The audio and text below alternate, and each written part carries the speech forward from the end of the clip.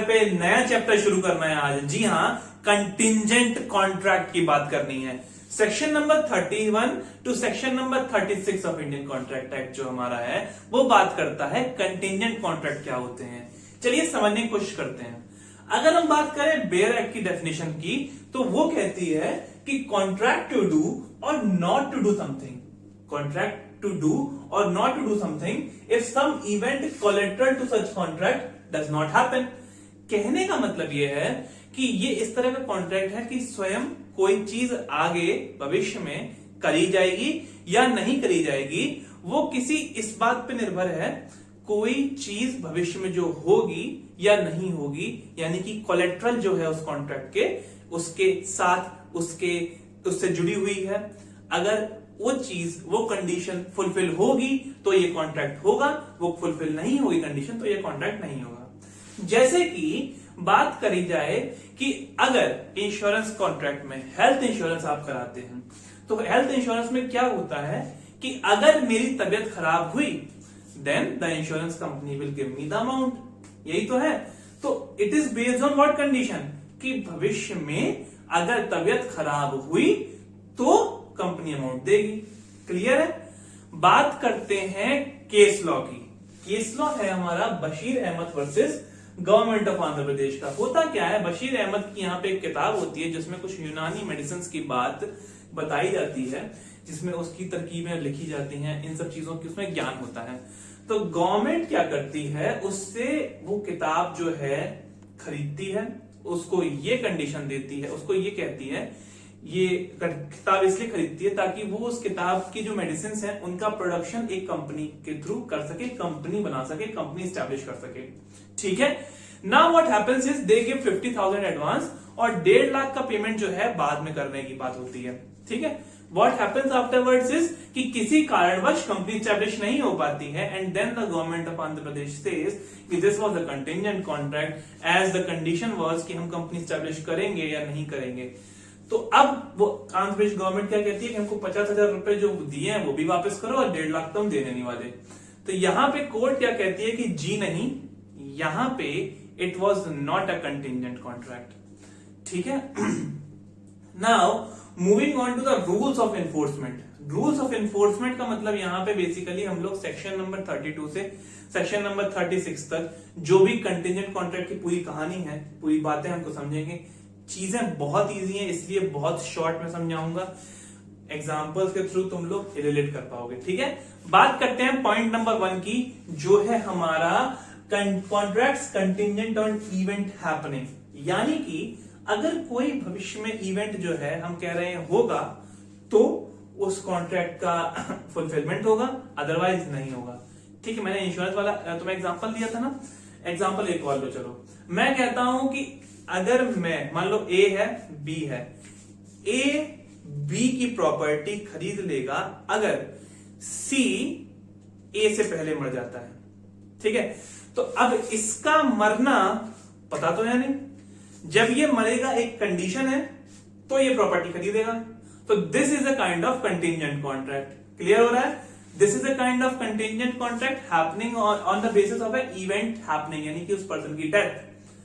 और समझो, अगर कहता हूं मैं कि एक व्यक्ति दूसरे से कॉन्ट्रैक्ट किया, ए और बी का कॉन्ट्रैक्ट हुआ कि तुम सी से मैरी कर लेना। अब मान लो सी की शादी हो जाती है कहीं और, तो क्या अब ये कॉन्ट्रैक्ट पॉसिबल है? तो नहीं, ये इवेंट ही पॉसिबल नहीं है यहां पे।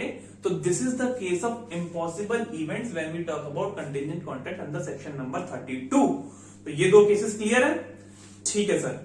बात करेंगे नेक्स्ट सेक्शन की, जो है देखो contracts contingent on event not happening, यानी कि कोई इवेंट अगर नहीं हो रहा है तो ये कॉन्ट्रैक्ट आएगा, फुलफिलमेंट होगा, यानी कि इन्फोर्समेंट होगा।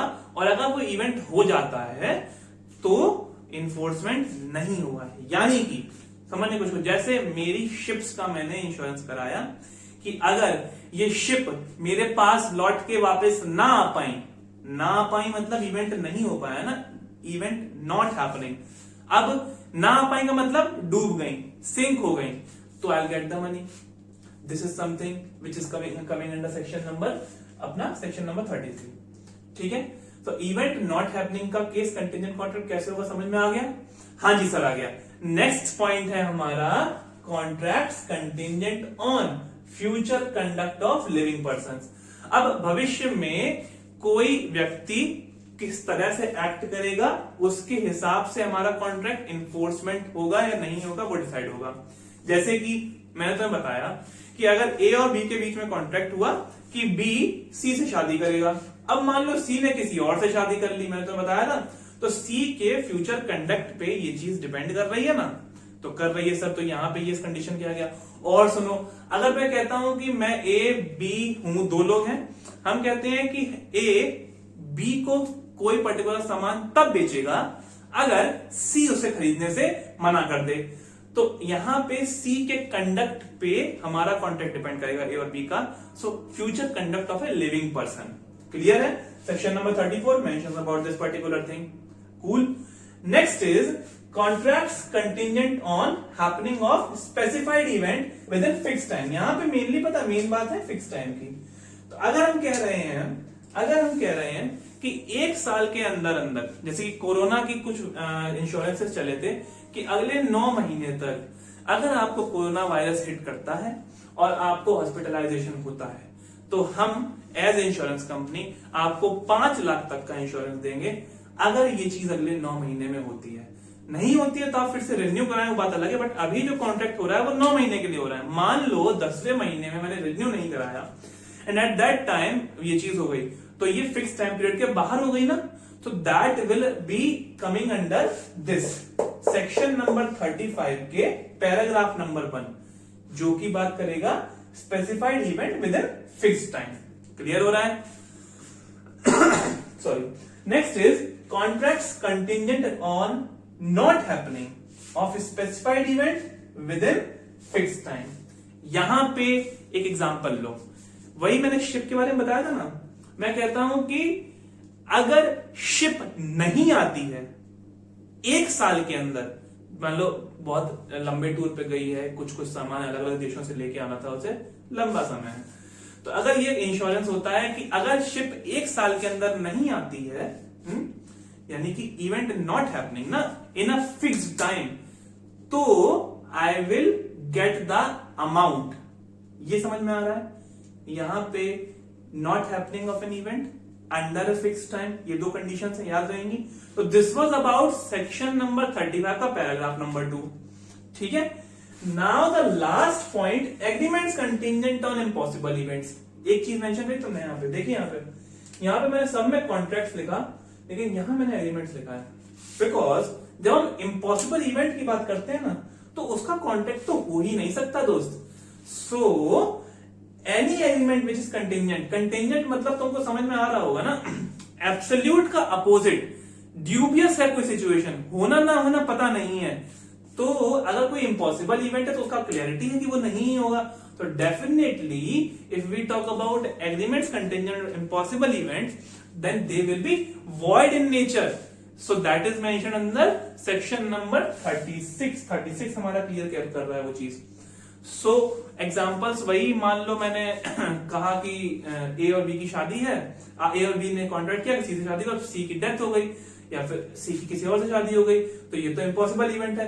और एग्जांपल लो, मान लो मैं कहता हूं कि अगर 2 पैरेलल लाइंस आपस में मिल गई तो ये कॉन्ट्रैक्ट फुलफिल हो जाएगा, this is also an impossible agreement. तो ये चीजें कभी फुलफिल नहीं हो सकती हैं। ठीक है, तो this was all about it. All the 6 points note down कर लो सेक्शन के साथ, जो मैंने एग्जांपल्स तुमको कोट किए हैं उनको अपनी लैंग्वेज में साइड में लिख लो ताकि तुम्हें याद रहे कि बात क्या थी।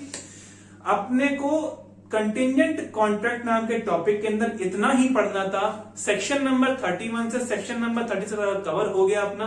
तुमको कोई क्लैरिटी में डाउट है तो प्लीज कमेंट सेक्शन में पूछो। और हाँ दोस्त, अगर वीडियो पसंद आई हो ना तो प्लीज लाइक करना, सब्सक्राइब करना, शेयर करना। और हाँ